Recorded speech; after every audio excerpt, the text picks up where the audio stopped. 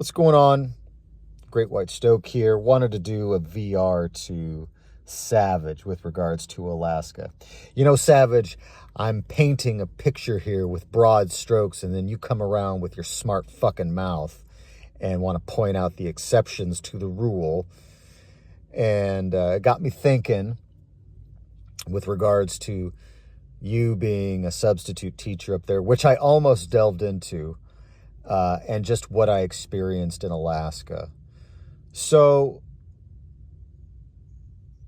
my basic gestalt was that in Alaska, mediocrity is thriving, and it's a boomer state, and the state is dying because it's got so many gifts, but it's not investing in the young people. And from what I was observing, the investment into young people is not happening because of the curmudgeonly, drunkard, cigarette smoking, TV watching boomer majority up there. And the anti-California prejudice that I faced, I found to be rather ironic, given that the majority of all white people up there had to come from someplace else in the lower 48 at a certain time period. Yes, there are some native-born Alaskan white people up there, but they are not Alaskan natives, if you get my drift. But mediocrity is thriving because it is so far away removed from any real exposure to competition.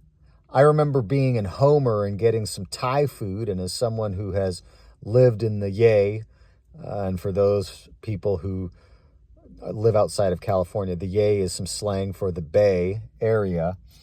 I became a connoisseur of Thai food, and so the Thai food that I had in Homer, right as you come into town, it wasn't necessarily bad, but it wasn't necessarily good. And if you had been living up there out in the bush for a while and had come into town, after so many months and got some Thai food, yeah, you might think, hey, this is some pretty decent Thai food. But anybody with like a real palate's going to look at this and be like, eh. You do have some new places that have opened up trying to offer up some type of more of a foodie vibe, like the Cannery in Homer.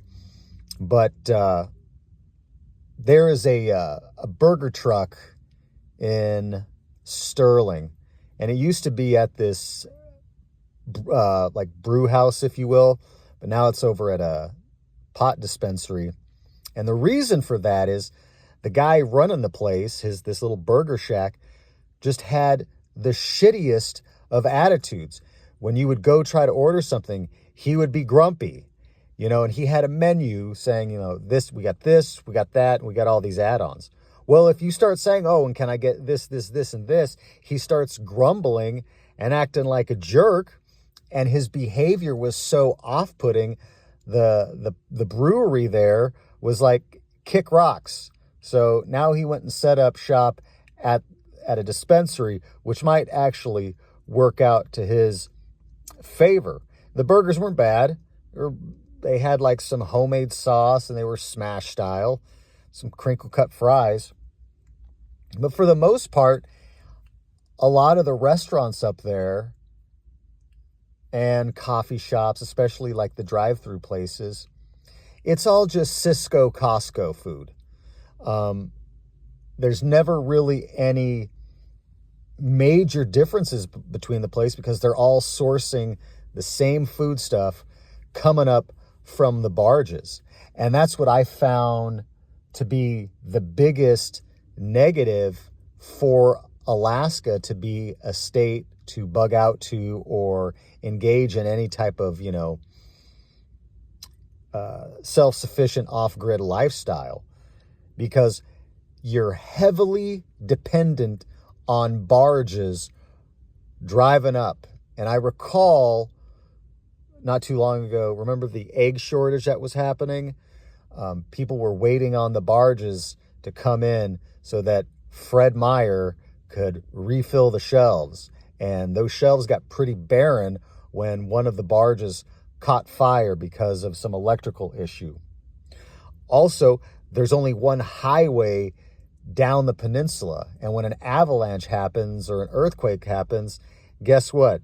Food delivery isn't going to happen. And there were a handful of times that I ran into the cast of Alaska, The Last Frontier. In fact, took my picture with Charlotte. I met Eve and Ivan. In fact, I went up to him and Fred Meyer, and I was like, I'm just so glad to see that you guys are going to make it through the winter, because they're driving up from Homer to shop at Fred Meyer. And up there on the peninsula, for those who don't know, think of Fred Meyer as kind of like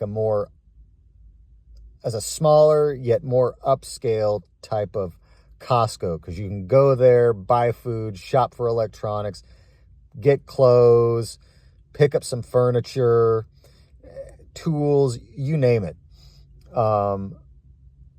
And yeah, that's just what I observed up there. You got a lot of people that I found to be very uncouth. A lot of people up there were extraordinarily out of shape. And really there was just a lack of ability to socialize with people. I just found that the majority of the population were just curmudgeonly boomers who biggest gripe was that young kids had smartphones.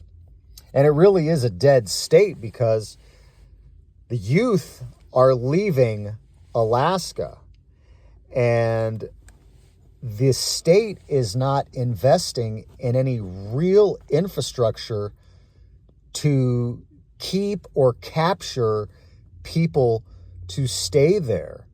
And, I worked alongside some fairly young people painting, and each one of them was going to college out of state. They were just back for the summer, and 99% of them were like, no, I don't want to live here. I want to live in the lower 48, because growing up there and then going south, they see like, oh, look what we've been missing out on. Look at all of the opportunities.